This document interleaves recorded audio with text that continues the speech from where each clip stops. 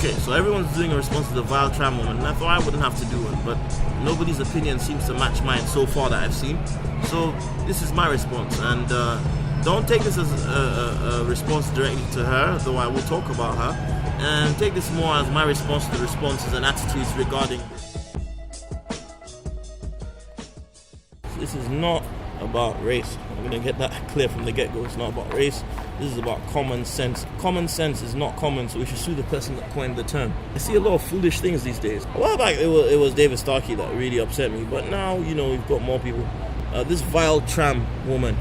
For those of you who don't know, a while back, this mentally stagnant, slightly inebriated woman decided to ejaculate hot verbal diarrhea on public transport. It was really horrible. She got on and she just went into this monologue, this really vile, racist, ignorant monologue. A lot of things happened since she's been arrested, which I want to talk about. And a lot of people have done responses to the videos. And one of the responses I've seen, someone go up and said that they agree with her and that she had a point about immigration. And there's all these people that think that England is being overrun with blacks, whites from other countries and browns and whatnot. I think that's really ridiculous. And if you agree with this really silly racist rhetoric, you're an idiot. And here are a few reasons why. For argument's sake, let's just say ethnic minorities make up 8% of the population. Now, within that 8%, not all of them are working because a lot of them came in here a long time ago, and they came here and they earned their right to live here by fighting in world wars. I think World War II more specifically. That's me in the Caribbean, and of course the Sikh population, the Indians.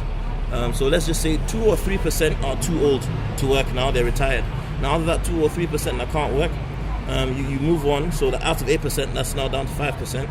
Out of that 5%, you now have another 2 or maybe 3% that are too young to work, and then maybe a percentage that's unemployed. Let's just say 3% or 4% of these ethnic minorities in the UK work. Now, if you believe that only 4% of people are taking all the jobs in this country and making it harder for you to work, you must have failed maths, so you're probably not going to get employed in anything good anyway. I mean, seriously, how can 4% of the population take all the jobs? What jobs were they? They're on benefits and your taxes are paying for them. Yeah, what about the taxes? What about the black taxes paying for white people that are on benefits? Not only black people are unemployed, but also white people are unemployed. At the end of the day, you can't really blame everything. It's a very, very old and childish tactic where you look for a scapegoat and you blame this one small group of people for all your problems. It doesn't make any sense. But then again, the good thing about being racist is you don't have to make sense. It just feels good to say it. When people like this erupt on the bus, we need to stand up and actually ask them questions, because you find a lot of fascists just regurgitate stuff that people already told them. She's been arrested, and I'm not sure I totally agree with her being arrested, because not that I support what she said, but let's think about it. This is a country that claims to hold on to the values of freedom of speech, right? Then by that standard, she should be allowed to say what she said. I don't agree she should, but you want to say freedom of speech. It's freedom of speech the reason that David Starkey was allowed to say what he said. If this woman has been arrested, then clearly David Starkey should be arrested too. But David Starkey was not, and I'll tell you why. This is the reason why I say you should stop paying so much attention to race and pay more attention to class, because it's the classes that are ripping us off in this country. It's the ruling classes ripping off the lower classes in this country, and it just so happens a lot of the lower classes tend to be ethnic minorities. She was not educated enough to articulately put out her view and make it sound intelligent. David Starkey was. If she's arrested, then how many football players need to be arrested? If her speech was inflammatory, so was Jeremy Clarkson's the other day. Jeremy Clarkson talking about shooting down protesters. That's inflammatory, that's inciting the violence. Yes, it was a joke and a very bad one, but tell me, if he was brown and had a beard, would he get away with saying that on national TV or on the radio or in a newspaper? No, he would not. If you want to talk about racism, then let's talk about, this is a story that was in newspapers not too long ago.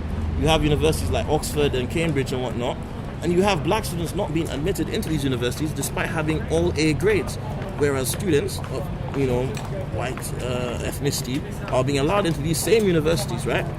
And they don't have the same grades as some of these black students do.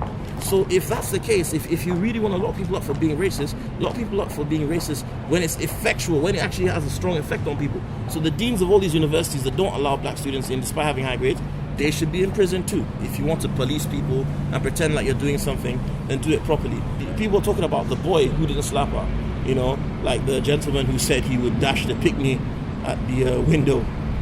Yeah, that is a genius idea, very, very valid point. But here's the problem. That's killing a child. That's infanticide. and infanticide is illegal, except of course if you're in the Israeli army, then it's called counterterrorism. But anyway, that's for another day. If that boy had hit that woman on TV on the video, he would have gone to prison, and the woman would have got away with what she did. And none of you who are saying the boy should have done something violent would have gone to visit him or sent him money for canteen. He'd probably be somewhere in Feltham right now, begging for tuna. So, you guys don't incite violence. Don't make us look more ignorant than the media already makes us look. You know what I mean? It's one thing when people portray us that way, but we shouldn't portray ourselves that way. Big up to the woman in there that, tried her best, saying that, we come here to work for you. Personally, I don't agree with that either. I work for myself because I am a British citizen and I have a right to a better life, so I can earn money for myself. I don't need to say that I'm here to work for anybody, and those of you who say that all the ethnic minorities should be kicked out of this country, fine, let's put it this way. If every ethnic minority is kicked out of the country, or anybody who's in a country they don't belong should be kicked out, here's a few things you have to understand. One, yeah, all the blacks and Asians will go, but you better make room for all the Australians who you left, in Australia on the land of the Aborigines. They're going to have to come back here. All the white people in North America are going to have to come back here. Yeah? And then everybody here who isn't initially English or originally English will have to go back, which includes our queen, who's German. You want to talk about removing people from this part of the world and talk about taking jobs, then fine, come down to Africa and take away all the companies that are originally foreign. So things like Shell and whatnot, who are causing all these problems in the Niger Delta. People can't even fish anymore because oil's being dumped there. If you really, really want to get down to it, then fine. If we go back to our countries and take all your companies that are drilling and mining oil in our countries and go, get out of Congo, stop taking the precious metals there, stop taking the diamonds, get out of India.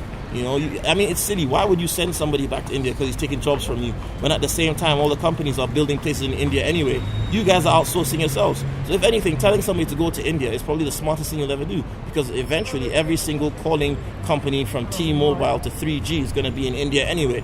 Last time I called T-Mobile, the guy told me his name was Michelangelo. He sounded more like his name was Vinesh or something, So all these companies are being outsourced, and you're telling us that we're the problem? We are suffering here with you. I see a lot of people now who are on YouTube and Twitter and Facebook saying that, this is what all white people think about us. No, it's not. At the end of the day, we all have our prejudices, right? We all have them. We all, slightly, sibling rivalry. That's what it's like between countries, right? There's always going to be racism.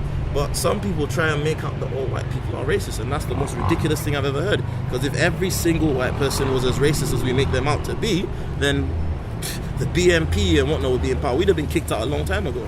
People forget that Nazi Germany was not that long ago. There are people who lived through that. It was only 60 years ago.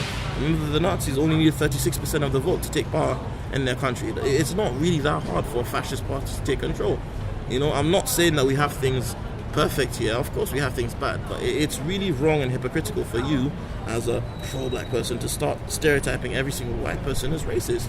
If there's anything harder than being a brown man with a beard, it's being a bald white man with tattoos. So let's be fair. Every single time I see a protest going on against fascists like the EDL or the BNP and whatnot, most of the people in there are white. Furthermore, some guy said it's impossible to be racist if you're black. Again, that idea should be poo-pooed by all compos mentis homo sapiens. That is the most ridiculous thing I have ever heard. How can you say that a black person can't be racist? Really? Really? Are you serious? Rwanda?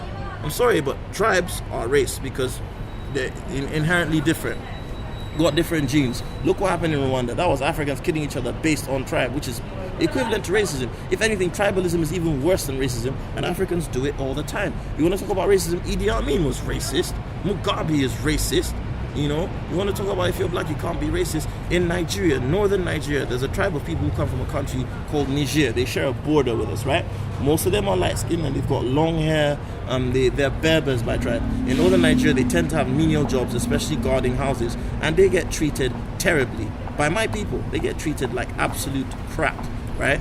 That is racism. So don't tell me that black people can't be racist. That is absolutely ridiculous, right? It's about time people start taking responsibility for their attitudes towards things.